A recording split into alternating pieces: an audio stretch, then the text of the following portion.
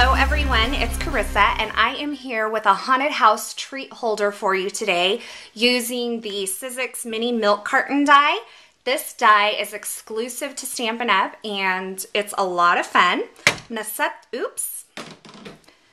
gonna set that aside and I'm gonna tell you before I get started, I cannot take full creative credit for this project. Chicken Scratch several months back had a birdhouse project using the mini milk carton die. And my friend Brianne said, why don't you take that idea and run with it and do a haunted house with it? So I have to thank Angie on chickenscratch.com for her creative idea, and then also my friend Brianne who suggested that I do a haunted house using this die. So let's get started. I have two of them cut out here. And this is how it will come out of the machine.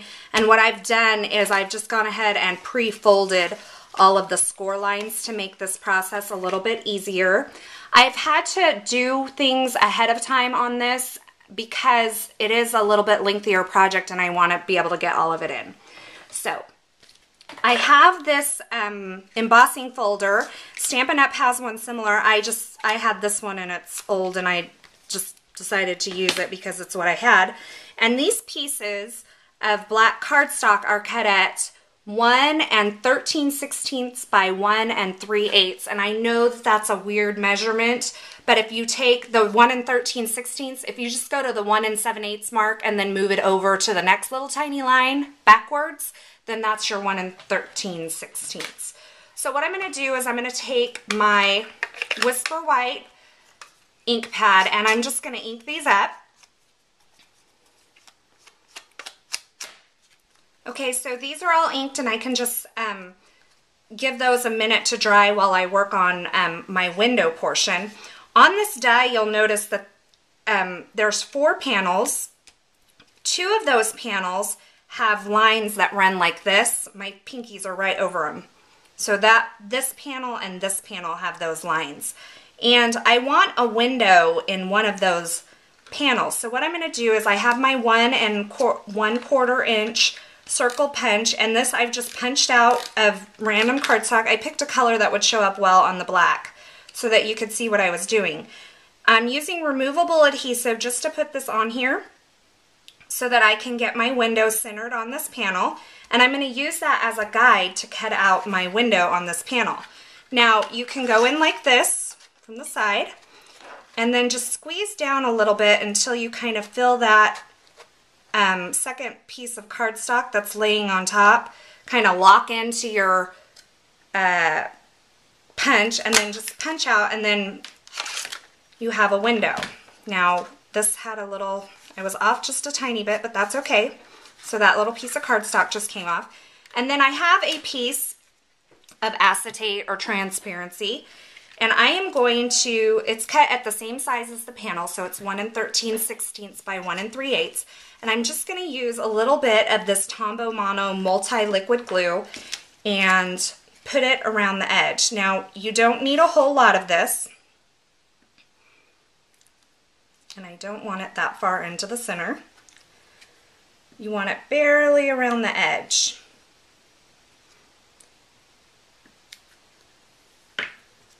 And then I will take this and put it on the back side of this. Now let me caution you, if it comes over a little bit, it will dry clear, but you do want to make sure that it's not going to interfere with your folding.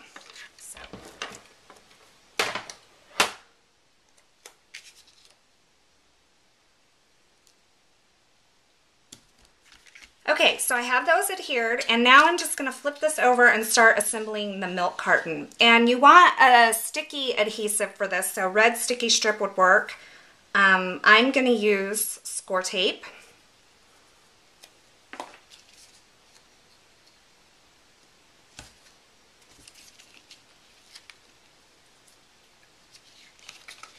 So I'm just putting it on that little tab right there, and then what I do is I bring this over, fold it, make sure my score lines are matched up, and then I press it down. And then you can see your box coming together. And then for the bottom, just fold them all over, and I just put adhesive on the very last flap.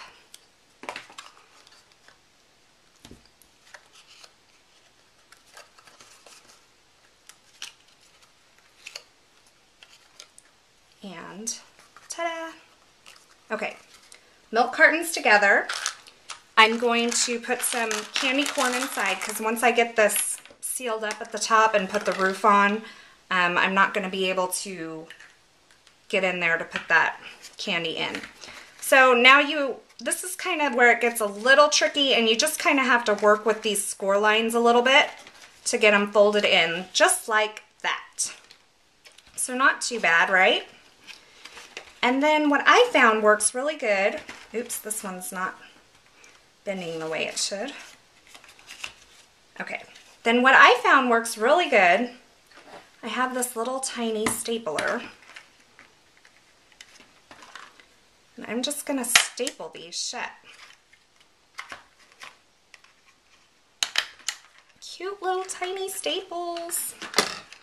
Okay, there's that. So I have a piece of, I'm gonna set this aside while I work on the roof. I have a piece of 1 7/8 inch by 4 1/4 inch black cardstock, and it's full. I folded it in half before I embossed it because I just found it was easier. And then I have a piece of 1 7/8 by 4 1/2 inch peach parfait cardstock. And what I'm going to do is take the scallop border punch, and the reason I cut these at 1 7/8 is because I really wanted it at 2, but then I was having to double punch each of these edges. So the 1 7/8, you can just stick it in there, punch once, and be done with it.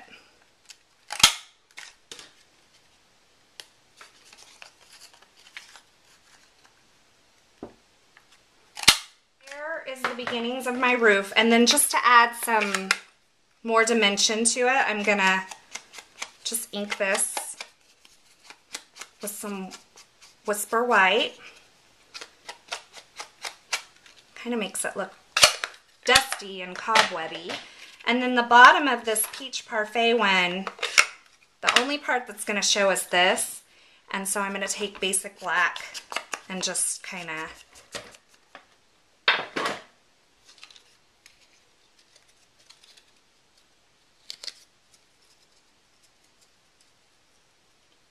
like to bend it as I do it, and then push it down really well, because it, you know, as paper bends, it kind of loses some of its, I don't know how to explain, it gets a little shorter. So if I were to adhere it completely flat, it wouldn't bend as well. Does that make sense? Okay, this is going to go on here like this. I did forget that I wanted to draw some stitching lines around this window, so I'll just go ahead and do that real quick. I'm going to work on the sentiment portion, and I just have this Happy Halloween stamp from Teeny Tiny Wishes. I know, I use it a lot, but there's something in there for everything. And the word window punch, and it fits so perfectly in here. And then I have the Peach Parfait again, which is one of the in colors. And I'm just going to use that modern label punch for that. I'm going to take my white gel pen and just put some little polka dots. And then how I've decided to attach this, sorry, I kind of want it not on there straight. And then I'm gonna just put this little stapler to use again. So there we go. I'm just gonna kind of bring this all together. Now I cut out a little bat, and my thinking was that you could actually use the